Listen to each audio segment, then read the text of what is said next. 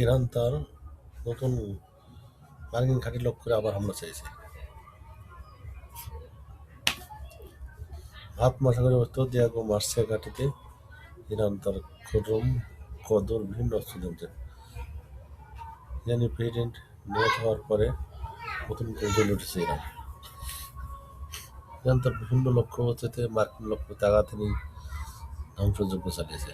তাছাড়া ইসরায়েলের বিভিন্ন স্থানে হামলা চালিয়েছে। এবার ইরান বুঝিয়ে দিয়েছে যে তারা 4,000 কিলোমিটার দূরের মার্কিন লক্ষ্যবস্তুতে আঘাত আনতে পারে। ইরানের আঘাত থেকে আর মার্কিন ঘাঁটিগুলো কোনো নিরাপদ নয়।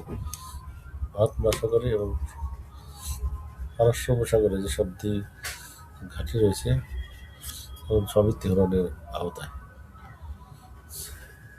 এখন ইরান হামলা থেকে তারা বাঁচার জন্য পারস্য উপসাগরের ঘাঁটি অবশেষে চলে গেছে।